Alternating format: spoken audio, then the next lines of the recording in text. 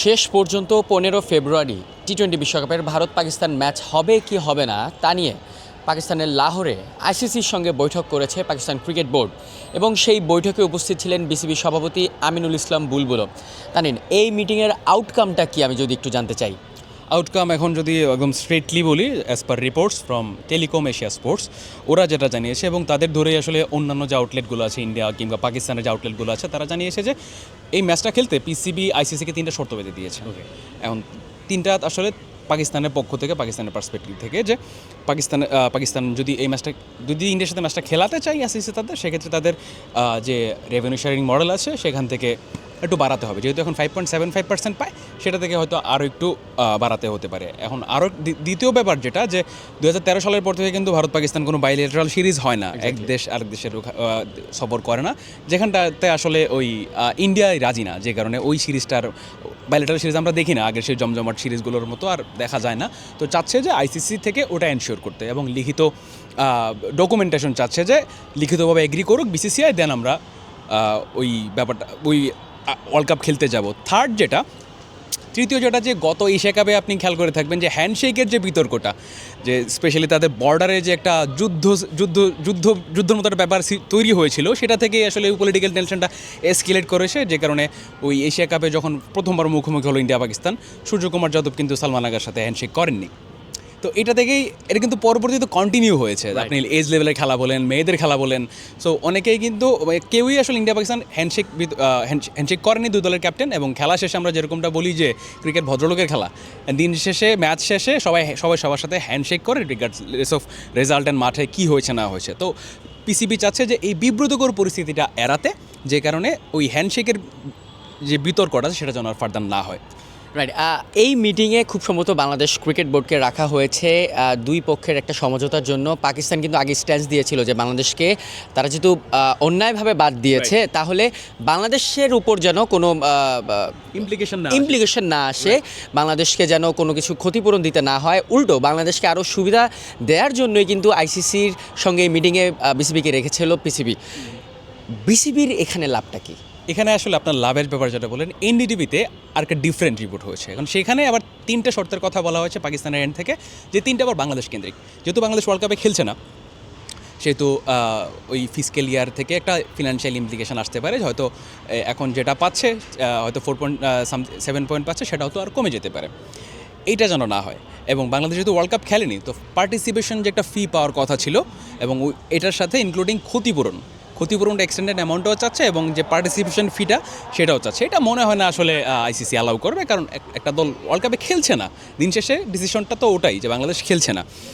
আমার মনে হয় না এটা হবে। আর থার্ড যেটা, যে বাংলাদেশকে ফার্দার ফিউচার যেন একটা আইসিসি ইভেন্ট হোস্ট করতে দেওয়ার রাইট দেওয়া হয়, হতে পারে এটা যে কোনো একটা ওয়ার্ল্ড কাপ আর চ্যাম্পিয়ন্স ট্রফি, এরকমটা হতে পারে। তবে আমরা যেটা শুনছি যে আমিনুল ইসলাম বুলবুল তিনি হয়তো ইন্ডিয়ার সাথে যে একটা বাইলেটারাল সিরিজ হওয়ার কথা ছিল এই বছর, যেটা আসলে পলিটিক্যাল সিচুয়েশনের জন্য এবং সিকিউরিটি কনসার্নের জন্য পোস্টপোন্ড হয়ে গেল এই বছরের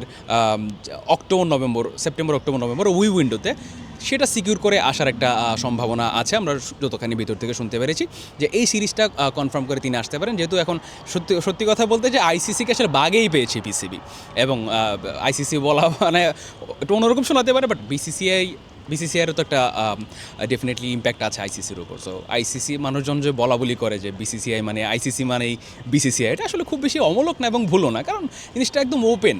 এক্স্যাক্টলি। এবং আইসিসির যে হেডকোয়ার্টার আছে দুবাই স্পোর্টস সিটিতে, এখানকার অলমোস্ট 80% এমপ্লয়ি কিন্তু ইন্ডিয়ান। বিসিসিআইয়ের অনেকেই ওখানে ফার্দার প্রমোশন পেয়ে যান, এবং বিজয় শাহ যেমনটা ছিলেন বিসিসিআইয়ের সেক্রেটারি ছিলেন, ওখান থেকে তিনি ডিরেক্ট আইসিসির চেয়ারম্যান হয়ে গেছেন। সো আপাতত বাংলাদেশের লাভ, বাংলাদেশের কানেক্ট করে পিসিবি এই তিনটা শর্তই দিয়েছে। তো এখান থেকে পার্টিসিপেশন ফিটা মনে হয় না এটা আইসিসি অ্যালাউ করবে, কারণ স্কটল্যান্ড এখানে খেলছে বাংলাদেশের জায়গায়, ওরা পার্টিসিপেশন ফিটা পাবে। ওই সিরিজ অফ ইভেন্টস, এত নাটকীয়তা, এত ঘটনা, মিটিংয়ের পর মিটিং, চিঠি চালাচালি, ইমেল অ্যান্ড ক্রিকেটারদের সাথে মিটিং, কত কিছুই তো হলো। তো দিন শেষে কিন্তু বাংলাদেশ খেলতে যায়নি, সেটাই হচ্ছে ধ্রুব সত্য। যেহেতু সিকিউরিটি কনসার্ন ছিল, তো পার্টিসিপেশন মানিটা হয়তো পাবে না বাংলাদেশ, অ্যান্ড হয়তো ক্ষতিপূরণটা পেলেও পেতে পারে, যে যদি পিসিবি থেকে ওরকম কিছু বলা হয়ে থাকে। অ্যান্ড এখান থেকে আরেকটা ব্যাপার যে হয়তো যে ইন্ডিয়া সিরিজটা, ইন্ডিয়ার যে হোম ট্যুরটা ছিল এখানে, ইন্ডিয়া যেখানে যায় আসলে অনেক বড় সিরিজ, তো মানে ফিনান্সিয়ালি বলেন, দর্শকদের সব কিছু মিলে, ব্রডকাস্টিং রাইট সব কিছু মিলে আসলে অনেক বড় সিরিজ, যে কারোর জন্য, beat Australia, beat England, beat Bangladesh, সবার জন্য এটা আসলে পরম আরাধ্য এক প্রতিপক্ষ। আর হোয়াইট বল হলেও তো কোনো কথাই নেই।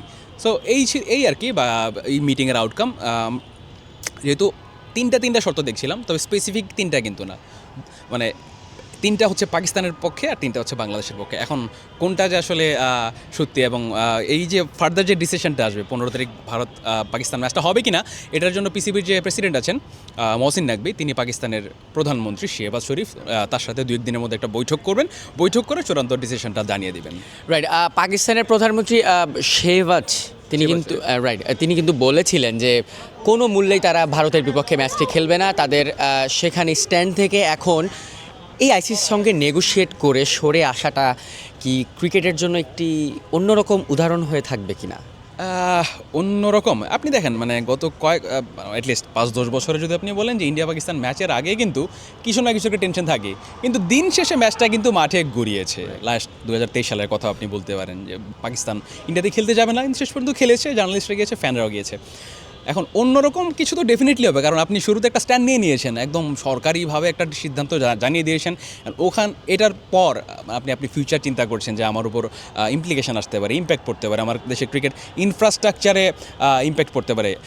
সেটা থেকে অবশ্যই মানে পাকিস্তান ওই জিনিসগুলো চিন্তা করেই আসলে ওখান থেকে সরে এসছে। কারণ যদি ধরেন ডিসিশন একটা স্ট্যান্ড নিয়ে নিল, এখন সেখান থেকে আবার ফিরে আসার মানে পাকিস্তান ফিরে আসতে পারে, এরকম কথাবার্তাও কিন্তু শোনা যাচ্ছিল এক্স ক্রিকেটার বলেন, এবং অনেকেই যারা even Sunil Gavaskar, legendary cricketer India, তিনিও বলেছেন যে পাকিস্তান ইউটার্ন মারতেই পারে এখান থেকে। কারণ আগেও পাকিস্তানের এরকম রেকর্ড ছিল, তারা বয়কট করে দেন আবার ফিরে এসেছে।